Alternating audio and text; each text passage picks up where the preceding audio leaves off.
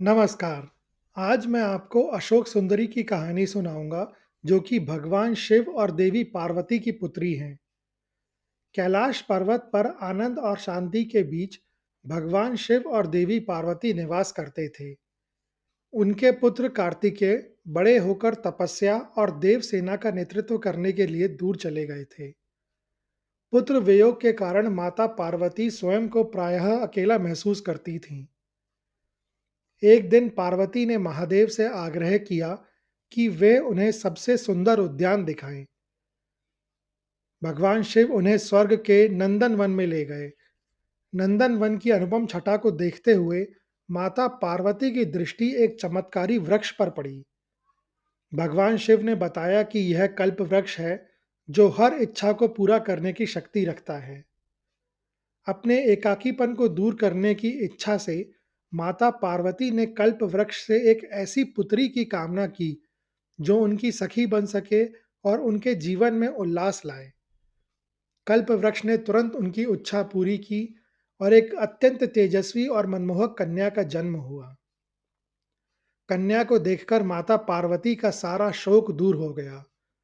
चूंकि वह बहुत सुंदर थीं और उनका जन्म दुख को हरने के लिए हुआ था, इसीलिए पार्वती ने उनको अशोक सुंदरी का नाम दिया। महादेव और देवी पार्वती ने उन्हें अपनी पुत्री के रूप में स्वीकार किया और अत्यंत प्रेम से उनका पालन पोषण किया। परंतु कैलाश पर्वत पर एक दिन अत्यंत भीषण घटना घटी।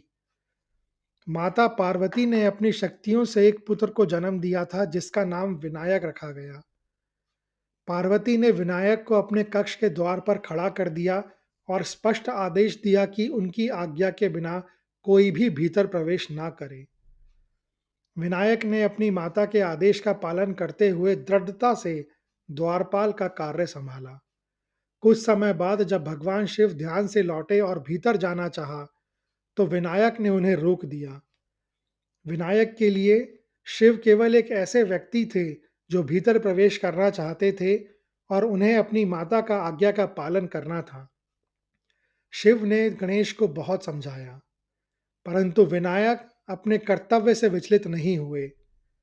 शिवगणों और विनायक के बीच संघर्ष हुआ और जल्द ही भगवान शिव ने विनायक का मस्तक उनके धड़ से अलग कर दिया।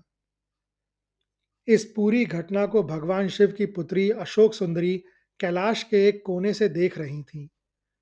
उन्होंने देखा कि कैसे उनके पिता महादेव, जिनका स्वरूप परम शांत और सौम्य माना जाता है, एक प्रलयंकारी रौद्र रूप में प्रकट हुए। उनका क्रोध इतना विकराल था कि पूरी सृष्टि कांप उठी थी। जब महादेव ने अपने त्रिशूल का प्रयोग किया और विनायक का मस्तक उनके धड़ से अलग किया, तब यह दृश्य देखकर अशोक सुंदरी भय से कांप उठी।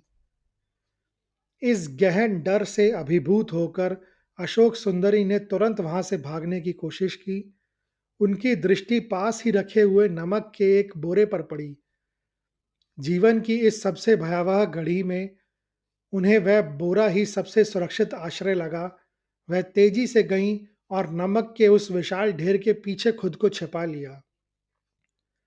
जब माता पार्वती को इस महाविनाश का पता चला, तो वह असीम दुख और क्रोध से भर गईं। उन्होंने देखा कि उनके पुत्र का मस्तक कट चुका है और उनके पति शिव इस कृत्य के दोषी हैं। तभी उनकी दृष्टि अपनी बेटी अशोक सुंदरी पर पड़ी, जो डर के मारे एक कोने में नमक के पीछे दुबकी हुई थी। पार्वती का दुख तुरंत क्रोध में बदल गया। उन्होंने अशोक सुंदरी को देखा और फटकारते हुए कहा, तुमने अपने भाई को मरते देखा और डरकर एक तुच्छ वस्तु के पीछे छिप गई। तुमने अपनी बहन होने का धर्म नहीं निभाया। जाओ, अब तुम हमेशा के लिए उसी वस्तु का हिस्सा बन जाओ जिसने तुम्हें कायरता में शरण दी। तुम इस नमक में समा जाओ।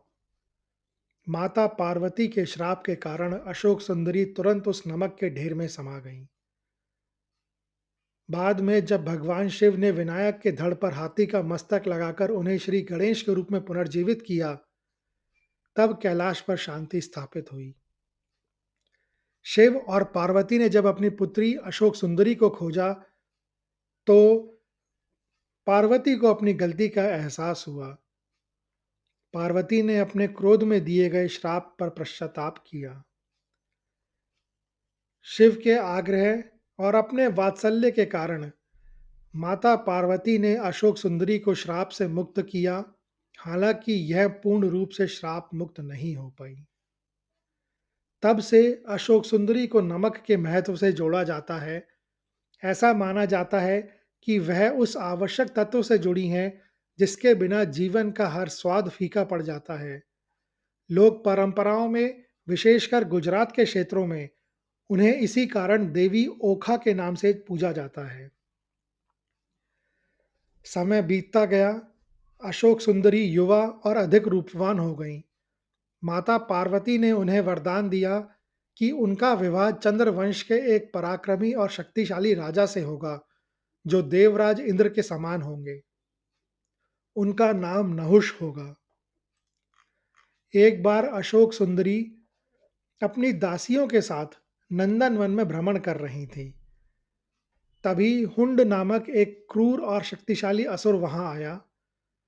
अशोक सुंदरी का दिव्य सौंदर्य देखकर वह उन पर मोहित हो गया और तुरंत विवाह का प्रस्ताव रख दिया। अशोक सुंदरी ने शांति से हुंड को अपनी नियति के बारे में बताया कि उनका विवाह पहले से ही राजा नहुष से तय हो चुका है। यह सुनकर हुंड क्रोध से भर उठा। उसने अहंकारवश कहा, मैं नहुष को मार डालूंगा और फिर तुमसे विवाह करूंगा। हुंड की दुष्टता को देखकर अशोक सुंदरी को अत्यंत क्रोध आया और उन्होंने असुर को श्राप दिया, दुष्ट, तेरी मृत्यु उसी नहुष के हाथों होगी जिससे मेरा विवाह नियत है। हुंड ने इस श्राप को सुनकर भी हार नहीं मानी। उसने छल का सहारा लिया और एक वृद्धा विधवा स्त्री का वेश धारण करके अशोक सुंदरी के पास आया। उसने अपनी काल्पनिक कहानी से देवी को भावुक कर दिया और उन्हें अपने आश्रम में चलने के लिए राजी कर लिया। जब अशोक सुंदरी हुंड के महल पहुंची, तो वहां के वातावरण और हुंड के असली रूप को देखकर वह समझ गई कि उनके साथ छल हुआ है। हुंड ने उन्हें बंधक बना लिया। इस बीच हुंड को ज्ञात हुआ कि नवजात राजकुमार नहुष का जन्म हो चुका है और वो आगे चलकर उनका वध करेगा। डरकर हुंड ने नहुष का भी अपहरण कर लिया। हालांकि हुंड की ही एक दासी ने राजकुमार को बचा लिया और उन्हें परम ज्ञानी महर्षि वशिष्ठ के आश्रम में पहुंचा दिया, जहां नहुष बड़े हुए। हुंड ने अशोक सुंदरी को बताया कि उसने नहुष को मार दिया है। दुख से व्याकुल देवी को एक किन्नर युगल ने सांत्वना दी। उन्होंने उन्हें बताया कि नहुष सुरक्षित हैं और जल्द ही उनका विवाह होगा। किन्नर युगल ने यह भी भविष्यवाणी की कि उन्हें ययाति जैसे एक वीर पुत्र और 100 रूपवती कन्याएं प्राप्त होंगी। समय आने पर महर्षि वशिष्ठ के मार्गदर्शन में नहुष ने हुंड के महल पर आक्रमण किया।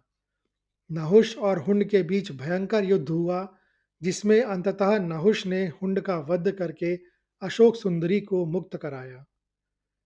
इसके बाद भगवान शिव और माता पार्वती की उपस्थिति में अशोक सुंदरी और राजा नहुष का विवाह संपन्न हुआ।